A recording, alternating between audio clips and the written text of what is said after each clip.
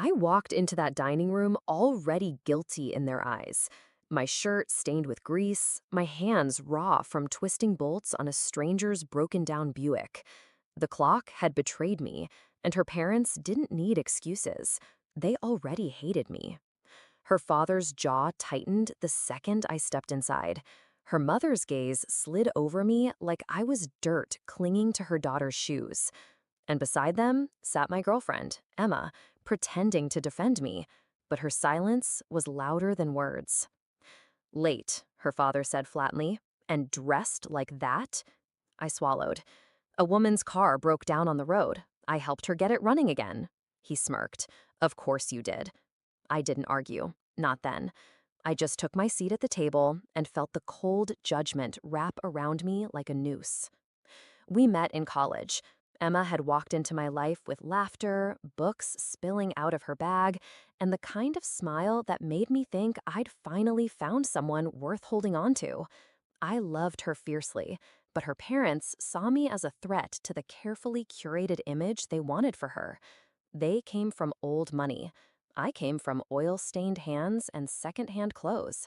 At first, I thought I could win them over with honesty, with effort. But slowly, I realized it wasn't about who I was. It was about who I wasn't. And Emma, she let their contempt seep into her veins. The signs came slowly.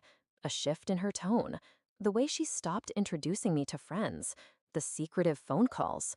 Until one night, her phone lit up in my hands. A message from her father. Don't worry, we'll take care of him. Just keep stringing him along until we finalize the engagement with Daniel. Daniel, a family friend, wealthy, approved, perfect. That was the night my love curdled into something sharper. They thought I'd break quietly, walk away humiliated, but I don't break. I build, I fix, I plan. So when her parents invited me to that dinner, her father smirking, her mother sneering, I agreed, not to beg for their approval, but to end their little game. The irony was almost poetic. The woman I had helped on the roadside, her car hissing steam, was no ordinary stranger.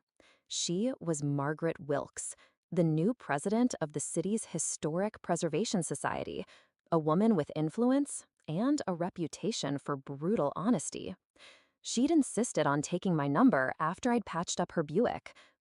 Not many young men know how to treat a machine with respect anymore, she said, eyes sharp, memorizing me.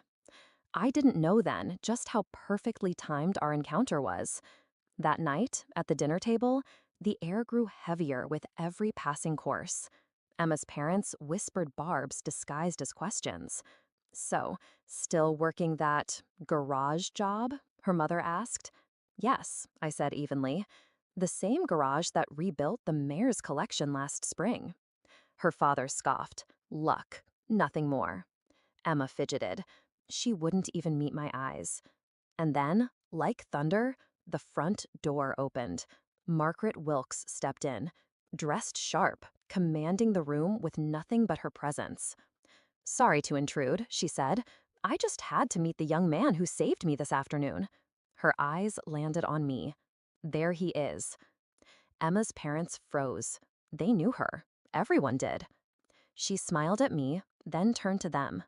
You didn't tell me your daughter was seeing him? The silence stretched until it snapped. What followed was art. Margaret praised me in ways they could not refute. My skill, my patience, my integrity. She told them she'd already spoken to the preservation board, how she intended to hire me to restore their fleet of vintage cars, a contract worth more than her father's yearly salary. Her mother's fork slipped from her fingers. Her father paled. Emma just stared at me, realization dawning too late. I held my composure, but inside, I savored it, the slow, crushing weight of their pride collapsing on itself. The revenge wasn't loud. It didn't need to be. Weeks later, their perfect Daniel was announced in society pages, not as Emma's fiancé, but as another woman's. The engagement deal had evaporated, and Emma, she was left clinging to silence, watching as the man her parents despised rose higher than they ever imagined. I didn't need to humiliate them publicly.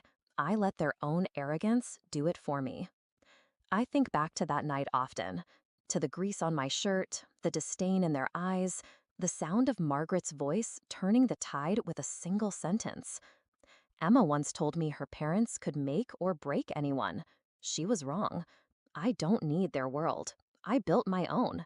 And when the pieces of their perfect plan lay shattered at their feet, I walked away without looking back. Because revenge isn't always fire and fury. Sometimes it's patience. Sometimes it's letting them choke on their own poison while you breathe easy. And I've never breathed easier.